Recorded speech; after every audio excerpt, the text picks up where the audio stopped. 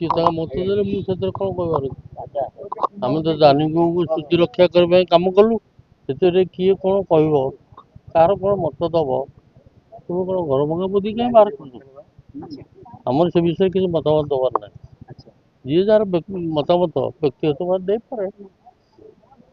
କିନ୍ତୁ ସେ କହିଛନ୍ତି କଂଗ୍ରେସ ଶୁକ୍ରାଣୁରେ ଯିବା ଉଚିତ, ତାଙ୍କୁ ନେଇକରି ତାଙ୍କୁ ଆଧାର କରିକି କଂଗ୍ରେସ ଆଗକୁ ଯିବା ଉଚିତ।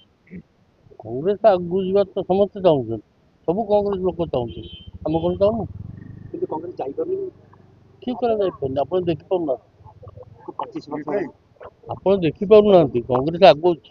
କିନ୍ତୁ ଆଉ ଗୋଟେ ଲାଷ୍ଟ କଥା, ସେ କହିଛି ଜାନକୀ ବାବୁଙ୍କ ସହିତ ଯେଉଁମାନେ ଜଡ଼ିତ ଥିଲେ, ଯେଉଁମାନେ କାମ କରୁଥିଲେ, ଯେଉଁମାନେ ସଂଗଠନ ଦାୟିତ୍ୱରେ ଥିଲେ, ତାକୁ ନେଇକି ସେ ଯେଉଁମାନେ ଅସନ୍ତୁଷ୍ଟ ଅଛନ୍ତି, ତାକୁ ନେଇକି ସେ ନୂଆ ପଲିଟିକାଲ ପାର୍ଟି କରିପାରନ୍ତି। କିଏ କହିପାରିବେ, ମୋର କିଛି ଧାରଣା ନାହିଁ, କିଛି ଆଲୋଚନା ହେଉଛି। କିନ୍ତୁ ନୂଆ ପଲିଟିକାଲ ପାର୍ଟି ହେଲେ କଂଗ୍ରେସ କ୍ଷତି ହେବ, କଂଗ୍ରେସ କ୍ଷତି ହେବ, ସବୁ ଦଳର କ୍ଷତି ହେବ।